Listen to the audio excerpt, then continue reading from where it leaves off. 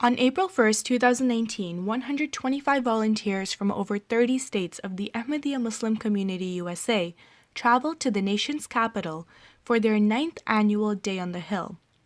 This year, the group engaged U.S. lawmakers in a call to action to address the plight of the Uyghur Muslim population in China.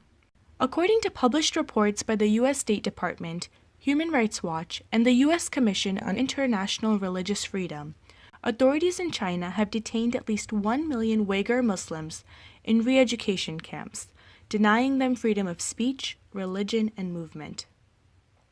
They have been subject to widespread mass surveillance to restrict their religious activities as Muslims, enduring major cruelties such as torture, beatings, food deprivation, and solitary confinement. The group briefed over 275 U.S. congressional offices on Capitol Hill, including meetings with members of the U.S. House of Representatives, the U.S. Senate, and various senior staff members.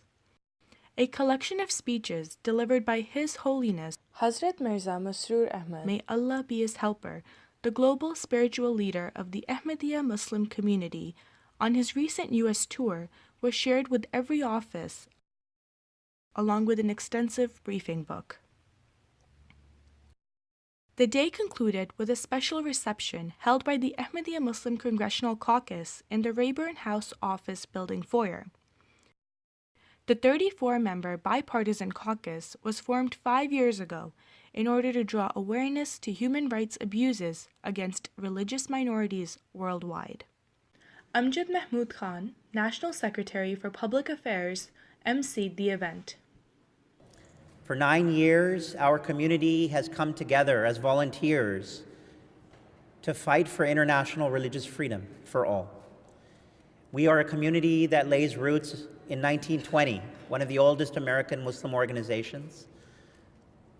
Our mosque in Washington, D.C. has been there since 1950, and we have been very civically engaged in talking with our leaders and lawmakers about issues that matter for all of humanity. And as a community that is persecuted ourselves in some parts of the Muslim world, we are obligated to stand up for brothers and sisters in faith who are suffering. And our religious leader, our spiritual leader, His Holiness, Hazrat Mirza Masroor Ahmad, has called for true international religious freedom for all communities, whether you're a Christian or a Yazidi or a Rohingya or a Uyghur or an Ahmadi who may be suffering today. The two co-chairs of the caucus, U.S. Congresswoman Jackie Speer of California and U.S. Congressman Peter King of New York, headlined the event. As a tribute to the Ahmadi community is, as much as they are being persecuted, the effort that they are putting into other communities who are being oppressed. Now, the effort they're making for the Uyghur community is just truly outstanding. And it's very unusual that when a group is under siege itself, that it finds the time to reach out to help another community, realizing that religious freedom should be universal, that you can't have one religion free if the other is not free. All of us must be free or none of us is free. So I really commend them for that effort. As you are concerned about the persecution going on in Pakistan for other Ahmadiyya Muslims, you have always, as my co-chair has said, been part of an effort to go beyond yourselves. That is extraordinary, and it is one of the things that makes me so grateful to be associated with all of you. The fact that we have 1 million Uyghurs right now in internment camps in China, and there's hardly a blip on the radio or TV about it, is truly shocking. And it makes me fearful that once again, we will repeat history if we don't learn the mistakes of the past. The U.S. Ambassador at Large for International Religious Freedom, the Honorable Sam Brownback, commended the Ahmadiyya Muslim Caucus for advocating for the Rohingyas and Uyghurs. I'm delighted you're here to advocate on behalf of both the Rohingya and the Uyghurs. Both of these causes are extraordinary situations of persecution. China seems to be at war with faith, It is a war they will not win. Governments come and go, but faith stays the course and stays on because it's how people direct their souls. It's something that lives within people. U.S. Congressman Raja Krishnamurthy met with some Uyghur Muslims recently and was appalled at the stories they told. And the tales that they tell about the suffering that their community is experiencing, the persecution that is being directed by the Chinese government on a scale we've seldom seen in history, is something that we all in Congress have to be talking about more and more and more. There's nothing more important than, at the end of the day, celebrating what makes America exceptional, and that is our commitment to human rights and to dignity and to freedom. And if we can't uphold those values abroad, then where are we as a country? Rushan Abbas, a Uyghur American representing the Campaign for Uyghurs, shared her personal stories and appealed to the world community to do more. Everything that makes the Uyghurs unique has been targeted and they treated as abnormality. The language, culture, religion, history, cult and religion and the ethnic identity.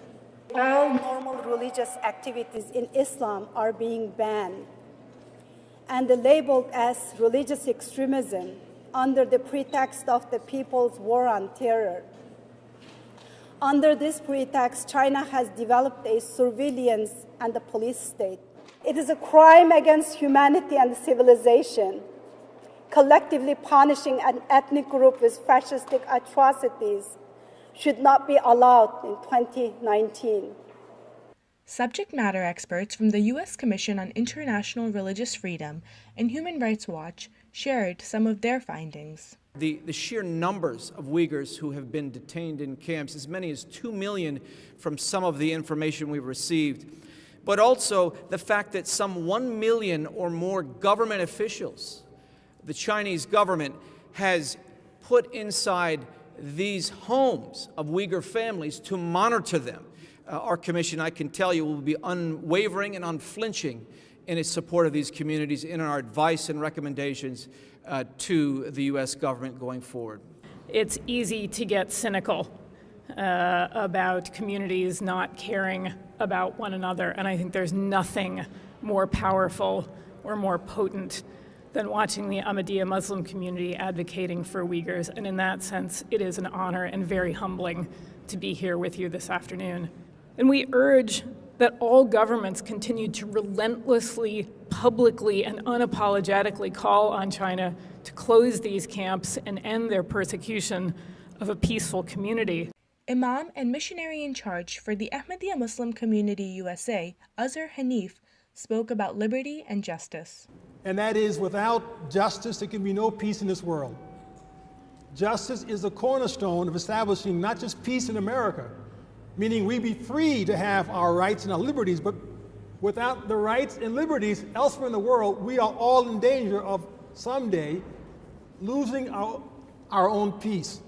But I'm glad here today we are thinking about these critical words of being an American citizen: liberty and justice for all. Let us stand together on these words always and bring these words to the world citizen who desperately needs them, including the Uyghur Muslims and so many around the world. May God help us all to remain just always. Other members of the U.S. Congress addressed the gathering. So I thank you for all coming today, for using that tool, for making your voices heard.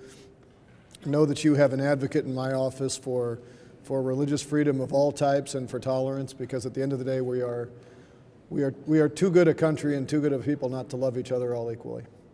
I think religious freedom is one of the most important concepts of the United States of America, and the persecution that the Ahmadiyyas are facing is the same type of persecution that many religious minorities have faced throughout the ages. So we have to stand up for religious minorities when they're being persecuted. Ahmadiyya community does great work.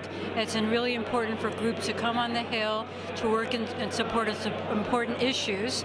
And the community works both in support of themselves, but importantly in support of other groups. And this year it's the Uyghurs, who need all the help and the voices they can get. MTA News caught up with the president of the Uyghur American Association, who told us he has been a victim himself. His brother was murdered and he doesn't know the whereabouts of his mother and his 3 sisters, along with their children. And so this is also very torturing in our life. What I'm doing is actually very basic, asking for Uyghur people's basic human rights.